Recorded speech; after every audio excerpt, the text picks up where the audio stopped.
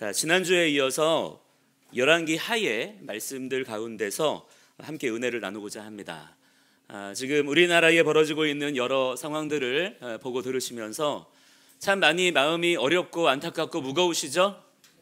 네, 우리가 나라와 민족을 위해서 지금 날마다 간절히 기도하고 있습니다만은 정말 더 그렇게 해야 될 줄을 믿습니다. 그렇게 해야 될 만큼 지금 우리나라의 상황이 참 이게 첩첩산중입니다. 정말 점점 더 어렵고 무거워지고 있고, 왜 우리 편에서는 좋은 소식이 하나도 안 들리는지 모르겠어요. 특별히 그 중에서도 이 하나님 나라의 관점으로 놓고 볼 때에 그 정도가 너무 심한 그런 위태로운 상황들을 지금 우리가 마주하고 있습니다. 참 솔직히 말씀드리자면 저도 그렇습니다. 인간적으로는 너무나 걱정이 많이 돼요. 걱정이 됩니다. 그냥 나는 뭐 평안하다, 아무 문제 없다, 이러는 것도 좀 문제가 있는 것 같아요. 걱정할 줄도 알아야 됩니다. 그렇지만 우리는 소망이 있는 걱정을 해야 될 줄 믿습니다. 너무 걱정이 멀리 가면 안 돼요. 갔다가 다시 돌아와야 됩니다. 소망을 붙잡고 주님이 반드시 치유하실 줄을 믿습니다. 회복하실 줄을 믿습니다. 바로 세우실 줄을 믿습니다. 단지 타이밍이 우리하고 하나님하고 조금 안 맞을 뿐, 하나님은 그 일을 약속의 말씀대로 신실하게 행하고 계십니다. 이것을 믿는 자들이 돼야 될 줄 믿습니다. 그러니까 하나님께서 우리에게 맞추실 것이 아니라 누가 누구에게 맞춰야 돼요? 우리가 하나님 말씀을 통하여서 하나님께 맞추는 자들이 돼야 될 줄 믿습니다. 자, 그런 가운데에서 이 열왕기서의 말씀들이 제가 지난주에도 말씀을 드렸지만 정말 큰 위로가 되는 말씀들을 많이 주세요. 주님께서 이렇게 하시는구나, 이렇게 역사하시는구나 말씀해 주고 계십니다. 지난 한 주간 동안에도 계속해서 열왕기서 그리고 역대기서 말씀을 쭉 읽으면서 정말 많이 위로받고 도전받은 내용들이 많아요. 다시 우리의 심령을 깨우는, 자칫 지금의 이 상황들 가운데 우리의 마음이 어떻습니까? 두려움과 조급함으로 흐트러질 수 있잖아요. 그런데 지금 우리의 그러한 마음을 주님께로 다시 정렬할 수 있는 그런 은혜를 우리에게 주시는 그런 말씀들이 특히 열왕기서, 역대기서에 많이 기록이 되어져 있더라고요. 자, 이 열왕기서 그리고 역대기서의 말씀들을 통해서 보게 되는 것들이 뭐냐면 왕들, 지도자들에 대한 이야기고요, 또 나라에 대한 이야기들인데, 자, 이런 것들을 통해서 하나님께서 지금 이 시대에도 뭔가 우리에게 계속 말씀하시는 것들이 있는 것 같아요. 우리가 말씀을 통해서 그런 하나님의 영적 흐름들을 잘 따라가는 자들이 되기를 원합니다. 결국에 이 모든 말씀들의 여러분 궁극적인 결론은 무엇입니까? 하나님이 살아계시다는 것이죠.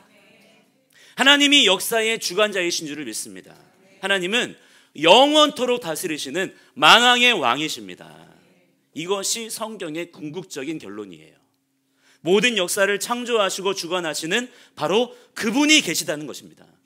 그렇기 때문에 우리는 그분을 주목해야 되는 것이고, 그분의 인도하심 가운데 모든 나라와 열방에 경영되어지는 것들이 누구의 뜻대로요?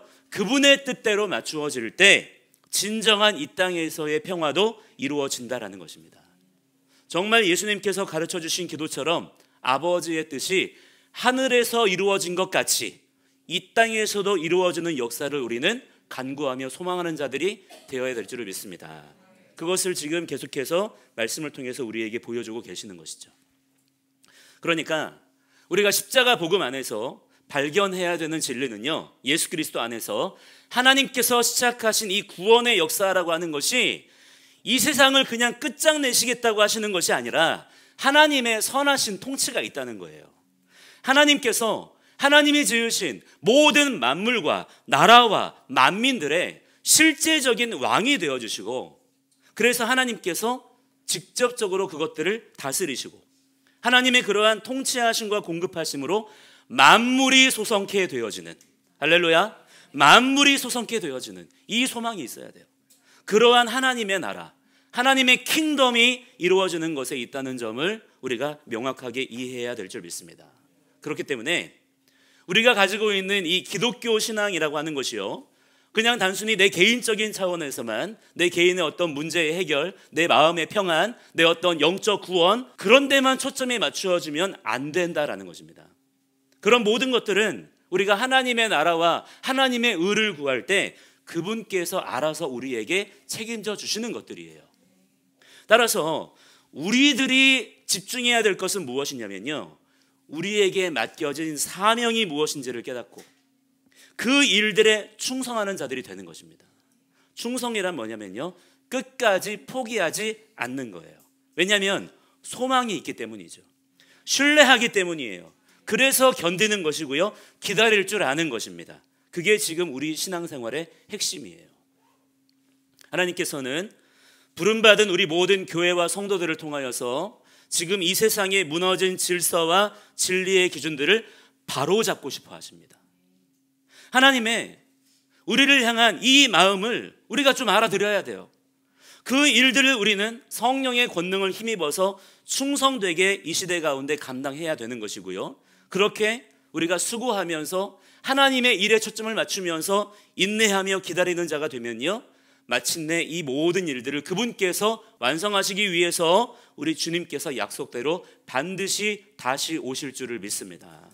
이 믿음과 소망이 분명해야 우리가 지금 하고 있는 이 신앙생활을 힘있게 지속해 나아갈 수가 있는 거예요. 동기부여가 되는 것입니다. 그러니까 지금 우리나라의 이런 상황들을 보면서도요, 정말 깨어있는 언약의 진리 안에 있는 성도들이라면 그냥 침묵하거나 방관해서는 절대 안 되는 것입니다. 끊임없이 생각하고 기도하고 행동해야 될 줄을 믿습니다. 어떤 식으로든 우리는 주님의 몸으로서 하나님의 뜻을 이 땅 가운데 풀어내야 되는 것이고요, 어떤 식으로든 이러한 일들에 대해서 우리가 관여를 해야 됩니다. 그걸 우리가 고민해야 되는 거예요. 그러나 그렇지 않고 나는 그런 거 상관없다, 그냥 내 마음 하나만 평안하면 된다, 깨끗하면 된다, 나는 속세의 일에는 관심 없다, 나는 영적인 것만 추구한다, 이거는 정말 잘못된 신앙인 것입니다. 음란한 것이고요, 패역한 거예요. 그런 건 선불교나 힌두교 같은 이교에 있는 것입니다. 그건 기독교 신앙이 아니에요. 우리는 살아계신 하나님의 직접적인 통치를 구하는 자들인 줄을 믿습니다. 맞습니까? 그렇다면, 정말 그러하다면 우리의 지금 사는 방식부터가 완전히 달라져야 된다고 하는 것이죠. 사고방식부터가 완전히 뜯어 고쳐져야 되는 것입니다. 은밀한 나의 삶의 습관들이 교정되어야 되는 거예요. 그래서 그런 것들을 성경 말씀의 인도하심을 따라서 계속해서 우리가 훈련하고 교정하고 바로잡아 나아가야 되는 것입니다. 자, 그래서 뭐가 중요해요? 성경이 중요한 것입니다. 성경을 보실 때 그래서 그냥 감동받고 끝나고 교훈 얻고 끝나고 그러면 돼요? 안 돼요? 안 된다는 것입니다. 성경을 그렇게 읽으면 안 돼요. 지난주에 킹덤 컬처 베이직 과정에 참여하신 분들은 들으셨겠지만 성경에 구조가 있다고 말씀드렸죠? 먼저 뭐가 있습니까? 원리의 말씀이 있고요, 그 다음에 실제 적용의 말씀들이 있어요. 원리와 규칙을 통해서 하나님께서 하나님의 의도를 말씀하십니다. 그 의도를 먼저 깨닫는 자가 되고, 그렇다면 그 하나님의 의도대로 우리가 살기 위해서 그러한 삶을 구체적으로 어떻게 살라고 말씀하시는지를 함께 봐야 되는 거예요. 그러니까 성경은 어떻게 구원을 받을 것인가에 대한 말씀도 있지만 오히려 더 많은 분량으로 무엇을 말씀하고 있냐면, 그렇다면 그렇게 구원받은 성도가 이제부터는 어떻게 살아야 될 것이냐, 이것을 더 많이 말씀하고 계시기 때문에 성경을 우리가 우리 삶의 교과서로, 우리의 삶의 가이드북, 우리의 삶의 기준으로 여기는 태도와 자세가 중요한 것입니다. 자, 그러한 관점에서 오늘 본문도 봐야 된다라고 하는 거예요. 자, 오늘 본문에 보시면 하나님께서 약속하신 대로 정말 아합의 집을 심판하셨습니다. 도저히 끝이 보이지 않을 것 같았던 그 아합 가문에 계속되는 폭정이 하나님의 심판하심으로요, 그냥 한순간에 속절없이 무너져 버리는 거예요. 그것도 누구를 통해서 일하셨느냐면 아합의 집에서 신하로 있었던, 그것도 목숨 걸고 전쟁의 선봉에 서 있었던 충신 예후를 통하여서 하나님은 오히려 아합의 집을 심판하셨습니다. 자, 이런 일을 여러분 어디 누가 감히 상상이나 했겠습니까? 그것도 이 일이 일어날 때 뭐 엄청난 프로젝트를 통해서 계획적으로 무언가 차근차근 그렇게 진행됐던 게 아니라 9장 1절부터 13절까지의 내용을, 앞에 있는 내용들을 쭉 보시면 어느 무명의 청년 선지자 한 명이 나타나가지고 그냥 말 한마디 툭 던지고 도망갔어요. 그런데 그 말 한마디가 도화선이 되어서 그냥 후다닥 속전속결로 처리가 되어집니다. 그러니까 이렇게 우리 사람의 눈으로 보자면 정말 어처구니 없이 오늘 본문에 일어난 일들이 벌어진 거예요. 자, 오늘 본문에서 보시면 예후가 이제 어디로 가냐면 지체하지 않고 요람 왕이 있는 곳으로 쫓아갑니다. 지금 이 요람 왕이 어디에 있냐면 아람 왕 하사엘과 전쟁을 하던 중에 부상을 당했어요. 부상을 당해서 지금 치료를 하기 위해서 이스라엘 성에 가 있는 중에 있습니다. 거기에 남유다 왕 아하시아도 지금 같이 있는 거예요. 그런데 그곳을 향해서 지금 예후가 무섭게 달려가고 있습니다. 어느 정도로 무섭게 달려가냐면 20절에 보니까 파수꾼들이 표현하기를 뭐라고 말합니까? 미치게 모나이다 그래요. 이 말이 뭐냐면 시가온이라는 말인데요, 말 그대로 미친 듯이 질주하다, 폭주하다 이런 뜻이에요. 그만큼 지금 예후의 마음에 이 모든 상황을 되도록 빨리 처리하고자 하는 어떤 열심이 막 부어지고 있더라는 것입니다. 특별히 21절에 보시면요, 예후가 이스라엘을 향해서 그렇게 막 달려오는데 요람 왕이 어떻게 합니까? 지금 부상당한 몸이잖아요. 그런데 그 부상당한 몸을 추슬러서 이끌고 아하시아와 함께 예후를 마중 나옵니다. 그런데 이게요, 사실은 대단히 이상한 일이 벌어지고 있는 거예요. 뭔가 자연스럽지 않아요. 자, 여기서 메우라라는 말은 병거에 말을 연결해라 그런 뜻입니다. 오늘날의 자동차로 말하자면 시동을 걸어라 이 말이에요. 그래서 요람이 자기 차에다가 시동 거는 거예요. 그리고 아하시아도 자기 차에다가 시동 걸고, 그리고 지금 저 멀리서 자기들을 향해 미친 듯이 달려오고 있는 그 예후를 맞이하러 마중 나가는 겁니다. 자, 그런데 이게 이상한 것이 왜 이 두 왕이 왜 함께 이렇게 움직이면서 예후를 만나러 마중 나가기까지 하는 것일까요? 아니, 왕이잖아요. 그러면 신하가 자기 앞에 올 때까지 기다리면 되지 않을까요? 그런데 굳이 마중을 나가요. 물론 앞서서 전령들을 보내긴 했지만 전령들이 돌아오지 않은 것도 있었지만 그럼에도 불구하고 이 왕이, 두 왕이 함께 자기 차를 가지고 예후를 마중하러 나가는 것입니다. 그것도 어떤 몸입니까? 심지어 지금 어떤 몸이에요? 부상당한 불편한 몸을 이끌고 말이죠. 그렇게 가는 거예요. 이상한 것이죠. 자, 여기서 알 수 있는 게 뭐냐면요, 지금 이 요람 왕과 아하시아 왕이 예후가 자기들을 향해서 달려오고 있는 이 상황에 대해서 완전히 지금 착각하고 있는 거예요. 아마 이 두 왕은 길르앗 라못에서 벌어지고 있었던 아람과의 전쟁에서 마침내 승리했구나 라는 소식을 기다리고 있었던 것 같습니다. 그래서 지금 그 소식을 예후가 가지고 오고 있는 것으로 그렇게 기대했던 것 같아요. 그래서 설레는 마음에, 빨리 그 소식을 듣고 싶은 마음에 그 아픈 몸을 이끌고서라도 병거를 메우고 예후를 만나러 나가는 것이죠. 그러나 어떻습니까 여러분? 이것은 완전히 그들만의 착각이었어요. 오히려 정반대의 결과가 그들을 기다리고 있었습니다. 전쟁에서의 승리의 소식이 아니라 뭐예요? 반역과 죽음이 그들을 기다리고 있었던 거예요. 그런 것도 모르고 요람이 예후에게 말을 건넵니다. 뭐라고 말합니까? 평안하냐? 평안하냐라고 묻는 거예요.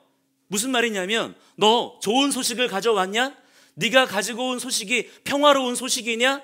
이 말이거든요. 그런데 예후가 이 말에 대해서 뭐라고 대답합니까? 22절 하반절에 보시면 충격적인 대답을 그에게 들려줍니다. 네 어머니 이세벨의 음행과 술수가 이렇게 많으니 어찌 평안이 있겠느냐? 이래버리는 거예요. 벌써 느낌이 딱 오지 않습니까? 어디 감히 신하가 왕의 어머니를 두고 네 어머니 이세벨 함부로 부를 수 있겠어요? 요람이 얼마나 당황했겠습니까? 그리고 지금 예후가 평화의 소식이 아니라, 기분 좋은 이야기가 아니라 오히려 여기 온 목적이 뭐라는 거예요? 너 죽이겠다는 거예요. 반역이라는 것을 알았을 때에 얼마나 섬뜩했겠습니까? 결국엔 그래서 어떤 결말을 맞이하게 되느냐, 예후의 그 말 한마디에 소스라치게 놀라서 도망가는 그 요람 왕에게 예후가 힘껏 활을 당겨서 활을 쏴요. 24절에 보시면 요람의 두 팔 사이를 쏘니 화살이 그의 염통을 꿰뚫고 나오매 그의 병거 가운데에 엎드러진지라. 요람이 죽은 거예요. 그 기세에 등등하던, 지금 평안의 소식을 기대하고 있었던 그 요람 왕이요, 한순간에 시체가 되어버린 것입니다. 자, 여러분, 하나님은요, 악한 것, 특히 하나님을 대적하고 하나님을 멸시하고 조롱하는 것들을요, 절대로 그냥 두고 보지 않으시는 분이십니다. 절대로 용납하지 않으세요. 우리가 이것을 꼭 기억해야 될 줄 믿습니다. 하나님은요, 심판하시는 하나님이십니다. 그분은 만왕의 왕이시기 때문이에요. 그리고 하나님은 악인을 심판하실 때에요, 전혀 예상하지 못한 뜻하지 않은 재앙으로 심판하십니다. 평안하다 싶을 때에 도적같이 임하게 되는 것이 하나님의 악인에 대한 심판이에요. 악인들은요, 하나님이 살아계시다고 생각하지 않습니다. 그러니까 이 세상을 그냥 자기 마음대로 사는 거예요. 자기 생각대로만 그렇게 살아가는 것입니다. 그것이 평생 동안 자기가 살아온 방식이에요. 자기의 삶의 습관이 되어 있고 버릇이 되어서 그들의 마음과 생각 속에는 아예 하나님이 있어요, 없어요? 아예 없는 것입니다. 그렇게 자기의 생각과 자기 마음대로만 살다가 살아계신 하나님을 딱 마주하게 되면 아무것도 할 수 있는 게 없는 것이죠. 당황할 수밖에 없는 거예요. 그러니까 정말 악인들에게는요, 하나님의 심판이 도적같이 임하게 될 수밖에 없는 것입니다. 전혀 그들이 생각하지 못했던 예상 밖의 일들이 벌어지기 때문이에요. 여러분, 하나님은 살아계신 분이십니다. 우리는요, 이것을 절대 잊지 말아야 돼요. 특히나 지금의 이 시대에는 더더욱 그렇습니다. 하나님은 살아계신 분이다. 이 사실을 우리가 의지적으로 기억해내야 돼요. 마귀의 전략은요, 자꾸 우리에게 뭔가 여러 가지 것들을 보여주면서 하나님이 없다라고 생각하게 만들려고 해요. 그리고 진짜로 하나님이 없는 것처럼 행동하게 만들려고 합니다. 그래서 어떻습니까? 하나님이 없는 것 같이 뭐 해요? 거짓말하게 하고요. 심판이 없는 것 같이 죄악을 행하게 만드는 거예요. 그게 죄가 주는 미련함인 것입니다. 그러나 지혜의 영이신 성령에 사로잡힌 사람은요, 다른 게 아니에요. 우리가 지금 다른 지혜가 필요한 것이 아닙니다. 하나님의 살아계심을 아는 거예요. 세상 모든 지혜와 지식 중에 여러분 최고가 뭔지 아십니까? 여호와를 경외하는 것이 지혜와 지식의 근본.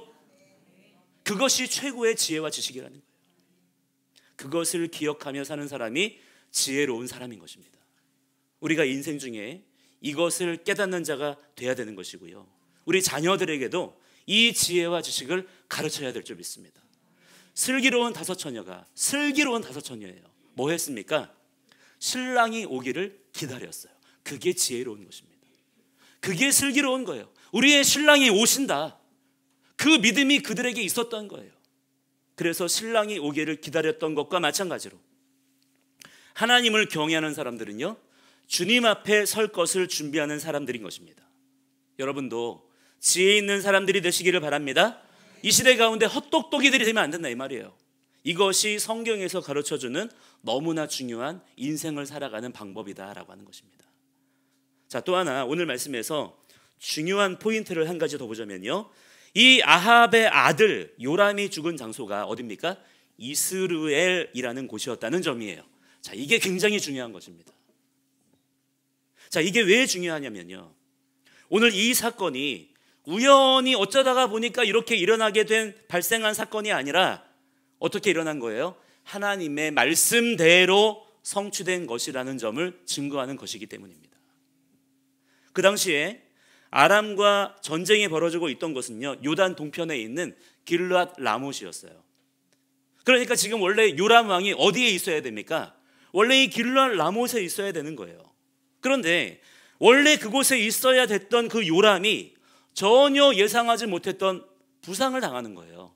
부상을 당해서 지금 요단 서편에 있는 이스르엘로 와 있는 것이고요, 바로 거기에서 오늘 본문의 말씀처럼 그가 전혀 예상하지 못했던 죽음을 당하게 되었다는 것입니다. 자, 요람 왕은요, 이스라엘로 갈 때 거기가 자기의 죽을 곳인 줄 알고 갔을까요? 아니요, 자기의 피난처인 줄 알고 갔어요. 거기에서 쉬러 간 거예요. 회복하기 위해 간 것입니다. 그런데 거기서 오히려 자기가 가장 신뢰하던 신하에게 죽임을 당했어요. 그런데요, 이게 그냥 우연히 된 일이 아니라는 점을 우리는 알아야 된다는 것입니다. 이 이스라엘은 하나님께서 전에 엘리야 선지자를 통해서 말씀하실 때 아합에게 심판이 있을 것이다 라고 말씀하셨던 바로 그 장소예요. 열왕기상 21장에 보시면 아합이 탐욕을 부려서 이스라엘에 있는 나봇이라는 사람의 포도원을 빼앗았던 적이 있었거든요. 그때 하나님의 율법을 기억하여서 왕에게 포도원을 줄 수 없습니다 라고 했던 그 경건한 사람 나봇을 아합의 아내 이세벨이요 거짓 증언들을 내세워서 선동합니다. 그래서 돌에 맞아 죽게 해요. 나봇이 하나님을 저주했습니다 이렇게 선동해가지고 나봇이 돌에 맞아 죽은 거예요. 그리고 그 포도원을 그렇게 해서 자기의 소유로 빼앗아 버렸었거든요. 그때 하나님께서 엘리야를 통해서 이런 말씀을 하셨던 적이 있습니다. 열왕기상 21장 19절에 보시면 너는 그에게 말하여 이르기를 여호와의 말씀이 내가 죽이고 또 빼앗았느냐고 하셨다 하고 또 그에게 이르기를 여호와의 말씀이 개들이 나봇의 피를 핥은 곳에서 개들이 내 피 곧 내 몸의 피도 핥으리라 하였다 하라. 그리고 22절에 보시면 또 내 집이 느바세 아들 여로보암의 집처럼 되게 하고 아히야의 아들 바아사의 집처럼 되게 하리니 이는 내가 나를 노하게 하고 이스라엘이 범죄하게 한 까닭이니라. 이렇게 말씀하고 있어요. 나봇이 죽었던, 억울하게 죽임을 당했던, 그러니까 아합이 나봇을 죽였던 바로 그곳 이스라엘에서 내가 너를 심판하겠다, 그렇게 말씀을 하신 겁니다. 그러니까 이 모든 것들이 어떻게 이루어진 거예요? 우연히 이루어진 것이 아니라 따라합니다. 하나님 말씀대로, 하나님께서 말씀하신 대로 뭐가 이루어진 것입니까? 심판이 이루어진 거예요. 그냥 사건이 발생한 게 아니에요. 하나님의 심판이 일어난 것입니다. 여러분, 하나님은 정말 말씀대로 행하시는 분이십니다. 그 말씀이 1.1획도 땅에 떨어지지 아니하고 모두 이루어지는 것이 악인들에게는 심판이고요, 우리 의인들에게는 구원인 거예요. 따라서 여러분, 우리에게 말씀하시는 하나님의 계명을 우리가 우습게 혹은 가볍게 여기면 되겠습니까? 안 되겠습니까? 절대 안 되는 것입니다. 오히려 우리는 하나님 말씀을 대할 때에 마음을 다하고 뜻을 다하고 힘을 다하여서 하나님 말씀에 그렇게 무겁게 순종할 줄 아는 자가 되어야 될 줄을 믿습니다. 지금 이 땅 가운데 어떻습니까? 어떤 사람들이 있나요? 하나님 말씀을 우습게 여기는 자들이 참 많죠. 그들이 악인입니다. 상대적인 평가가 아니에요. 기준이 명확해야 됩니다. 누가 악인이라고요? 하나님 말씀을 우습게 여기는 자가 악인입니다. 특히 이 땅에 지금 권세를 가진 자들이요, 하나님 말씀을 마치 대놓고 조롱이라도 하듯이요, 아주 교만하고 악한 그런 결정들과 정책들을 또 법들을 만들어내는 것들을 볼 수가 있단 말이에요. 우리가 이런 것들에 분노할 줄 알아야 되는 것입니다. 그런 모습들을 보면서 우리는 주로 어떻게 반응하게 되나요? 당황하게 되고 두려워하게 됩니다. 왜? 그들이 권세를 가지고 있기 때문이죠. 그러나 우리는 깨어 있어서 그러지 말아야 될 줄 믿습니다.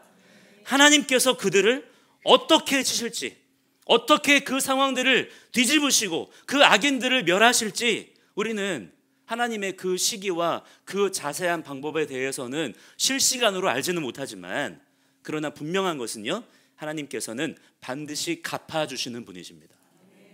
그 모든 악한 자들을 반드시 멸하시는 분이시고요, 하나님의 그 말씀대로 반드시 성취하시는 분이십니다. 그게 우리 믿는 자들의 영적 자신감인 거예요. 하나님은 약속대로 다 행하신다.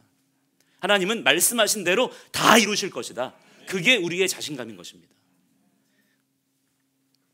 예전에 우리 가족끼리 이렇게 모여서 서로 대화를 나눈 적이 있었는데, 그때 어떤 주제를 가지고 대화를 했냐면 우리 서로의 장점을 한번 이야기해보자 하면서 서로 그렇게 얘기를 했어요.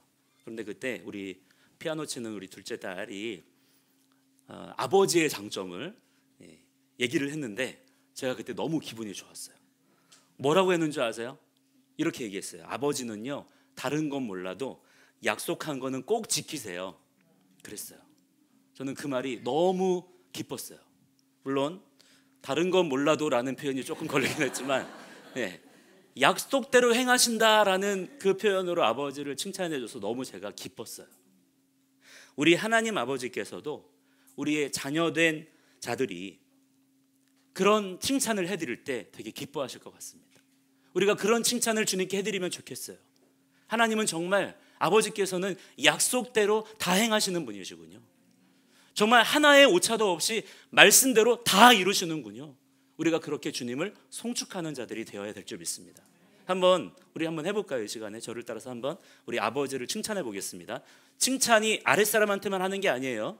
우리 하나님 아버지께도 칭찬할 수 있습니다. 그걸 송축이라고 하는 거예요. 한번 우리 아버지께서는 약속대로 행하시는 분이시군요. 아버지께서는 신실하신 분이시군요. 우리가 이렇게 하나님께 송축해 올려드릴 때 우리 아버지께서 기뻐하시는 줄을 믿습니다. 자, 그렇다면 여러분, 우리는 뭐를 해야 될까요? 사명감을 가지고 제일 먼저는요, 주의 말씀을 내 삶 속에 먼저 회복하는 일부터 해야 됩니다. 우리의 신앙이요, 느낌 따라가면 안 돼요. 그냥 기독교라는 종교 카테고리 안에 있는 그런 어떤 종교 문화, 종교의 여러 가지 우리가 답습하고 있던 패턴들을 그냥 따라가는 방식으로 거기에 익숙해지는 것이 신앙이 좋은 것이 아닌 것입니다.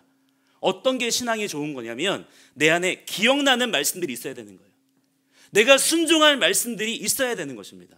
이 말씀부터 우리 가운데 회복이 돼야 되는 거예요. 왜냐하면 주님의 일이 무엇입니까? 그냥 나아가시는 것입니까? 아니란 말이에요.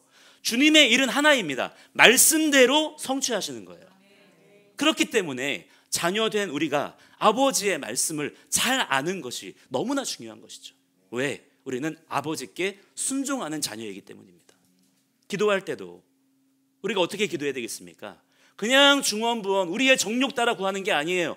주님이 우리에게 가르쳐 주신 기도가 있잖아요. 그 말씀 붙잡고 기도하는 것입니다. 그 기도가 회복이 돼야 되는 거예요. 주님이 우리에게 분명하게 기도할 내용들을 가르쳐 주셨죠. 나라가 임하시오며, 할렐루야, 나라가 임하시오며 기도하라는 거예요.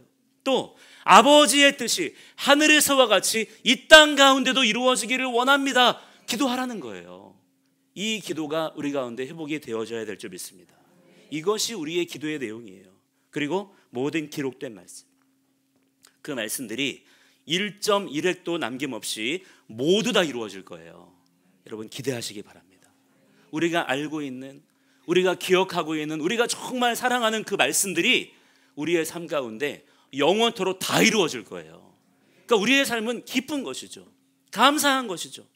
그 말씀들을 더 알기를 힘쓰는 자들이 돼야 될 줄 믿습니다. 우리가 하나님 말씀을 더 알기를 힘쓰고 더 알기를 힘쓰고 그건 지나친 게 아니라 너무나 자연스럽고 당연하고 사랑스러운 거예요. 설마 그런 일이 있겠어? 설마 무너지겠어? 설마 망하겠어? 설마 심판이 있겠어? 설마 말씀대로 되겠어? 이러한 설마의 신앙을 우리가 버려야 될 줄 믿습니다. 이것이 뭐냐면 자기 중심적인 신앙이에요. 자기가 생각할 때는 그렇게 안 될 것 같다는 거예요. 이런 사고방식을 깨뜨려야 됩니다. 어떻게 깨뜨릴 수 있느냐? 말씀을 붙잡고 마침내의 신앙을 회복해야 됩니다. 한번 따라해 볼까요? 마침내의 신앙을 회복하자. 그게 뭔지 아세요? 마침내 주님께서 이루실 것이다. 마침내 심판하실 것이다. 마침내 회복하실 것이다. 마침내 그들을 멸하실 것이다. 이러한 마침내의 신앙이 지금 우리에게 필요한 것입니다. 이러한 하나님 중심적인 신앙이 우리 가운데 분명하게 세워져야 될 줄 믿습니다. 그러한 기대감을 가지시면서 앞으로의 여러분의 삶 속에 그냥 무슨 어떤 뜬구름 잡는 무슨 풍선 같은 그런 기대감을 가지시라는 게 아니에요. 말씀대로 이루신다는 기대감. 그래서 억울하게 하지 않으실 거라는 기대감. 하나님은 우리를 억울하게 하지 않으십니다.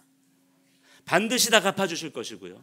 눈물 닦아주시고 슬픔을 기쁨으로 바꿔주실 거라는 그 기대감을 가지고 살아가시는 그러한 깨어있는 믿음의 성도들이 다 되시기를 주님의 이름으로 간절히 축원합니다. 함께 이 시간에 우리 찬양 한 곡 부르고 같이 기도할 텐데 오늘 이 찬양을 여러분과 부르고 싶다고 생각했어요. 십자가를 질 수 있나. 굉장히 부담스러운 찬양을 같이 불러보도록 하겠습니다. 1절 4절을 부를 텐데요. 가사가 보시면 1절은 십자가를 질 수 있나 주가 물어보실 때 죽기까지 따르오리 저들 대답하였다. 그다음에 4절 가사는 이런 일 다 할 수 있나 주가 물어보실 때 용감한 자 옛날처럼 선뜻 대답하리라. 우리가 바로 그러한 자들이 되어야 될 줄 믿습니다. 우리 이 시간에 결단하고 헌신하는 기도할 거예요. 우리 회개할 겁니다. 그리고 이 시간 함께 기도하실 때 우리 이 찬양 같이 부르시고 주님께 내 삶을 맞추면서 함께 기도하는 자들이 되기 원합니다.